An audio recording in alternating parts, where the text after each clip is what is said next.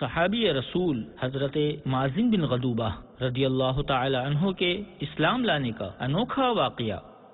حضرت امام بہقی رحمۃ اللہ تعالی علیہ نے دلائل النبوہ کے اندر بہت تفصیل کے ساتھ اس واقعے کو بیان کیا ہے۔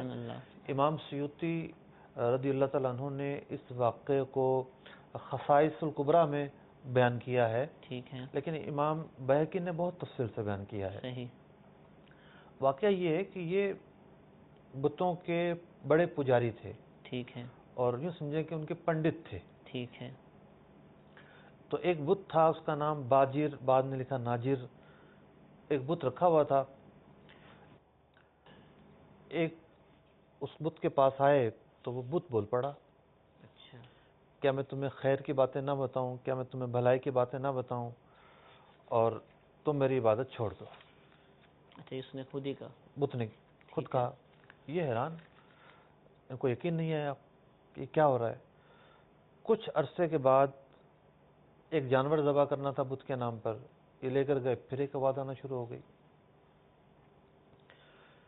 اب انہوں نے سیریس لیا، اور پھر حجاز مقدس سے کوئی صاحب آئے اور انہوں نے آ کر بتایا کہ وہاں پر اللہ تبارک و تعالیٰ کے آخری نبی مبعوث ہوئے ہیں، اور یہ ان کی تعلیمات ہیں۔ اب ان کا دل مطمئن ہو گیا۔ سب سے پہلے آ کر تو اس بت کو توڑا، اپنی اونٹنی پر سوار ہوئے اور نبی اکرم علیہ السلام کی بارگاہ میں پہنچے۔ پیارے آقا علیہ السلام کی بارگاہ میں پہنچنے کے بعد اسلام قبول کیا۔ ماشاءاللہ۔ اور یہ ان کا عقیدہ کتنا پیارا، صحابی کا عقیدہ پیارا نہیں ہوگا تو کس کا پیارا ہوگا، کہ دین ملا ان کے صدقے، ایمان ملا ان کے صدقے۔ ان کا یہ عقیدہ تھا کہ ہر چیز یہیں سے ملنی ہے۔ بے شک۔ عرض گزار ہوئے، یا رسول اللہ صلی اللہ علیہ وسلم، مجھے شراب نوشی کی بڑی عادت ہے، رسیہ ہوں، شراب کے بغیر رہ نہیں سکتا، دعا فرما دیں چھوٹ جائے۔ عورتوں میں بہت دلچسپی ہے، عمر حرام میں گزری ہے، دعا فرما دیں اللہ تعالیٰ اس برائی سے نجات عطا فرمائے۔ کہنے لگے کہ اتنا قحط ہے یا رسول اللہ صلی اللہ علیہ وسلم کہ ہمارے مال و اسباب، عورتیں، بچے لاغر ہو چکے ہیں، اتنا قحط ہے۔ پھر عرض گزار ہوئے، یا رسول اللہ صلی اللہ علیہ وسلم، میری کوئی اولاد نہیں ہے، دعا فرما دیں اولاد ہو جائے۔ کہاں آگے سوال ہو رہے ہیں؟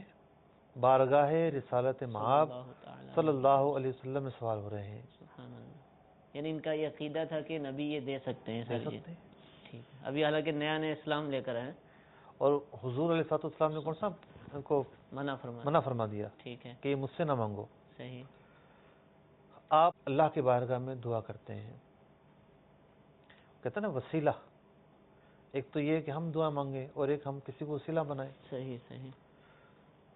دعا کرتے ہیں۔ اچھا، ایک اور انہوں نے اپنا ایک عیب بیان کیا کہ مجھے میوزک میں بڑی دلچسپی ہے۔ اچھا، دعا فرمائے کہ یہ برائی بھی دور ہو جائے۔ ٹھیک ٹھیک۔ تو آپ علیہ السلام نے دعا فرمائی کہ اے اللہ، اس کے جو گانے باجے کی عادت ہے یہ ختم کر کے تلاوت قرآن کی عادت پیدا کر دے۔ سبحان اللہ سبحان اللہ۔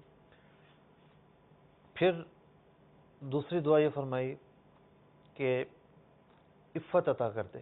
ٹھیک ہے۔ تیسری دعا یہ فرمائی کہ بارش عطا فرما۔ سبحان اللہ۔ اور چوتھی دعا یہ فرمائی کہ اولاد عطا فرما۔ ماشاء اللہ۔ اب ہوا یہ کہ شراب نوشی کی عادت دور ہو گئی۔ ٹھیک ہے۔ انہوں نے 4 عورتوں سے نکاح کیا۔ صحیح۔ وہ علاقہ سرسبز و شاداب ہو گیا، ماشاء اللہ ماشاء اللہ۔ چشمے جاری ہو گئے۔ سبحان اللہ۔ پہاڑوں سے آ کے ان کے مزار کے سامنے سے چشمہ جا رہا ہے۔ اچھا، مزار کے سامنے؟ بالکل سامنے سے جا رہا ہے۔ سبحان اللہ۔ یہ دیکھیے، ماشاء اللہ، مزار کے سامنے سے چشمہ رواں دواں ہے۔ یہ پیچھے پہاڑ سے آ رہا ہے چلتا ہوا، یہ بند نہیں ہوتا، چلتا ہی رہتا ہے۔ ہے۔ اور سرسبز و شادابی کیسی عطا کی، اللہ اکبر۔ اللہ ایریے کو جب ہم نے بہت غور سے دیکھا گاڑی سے اترنے کے بعد،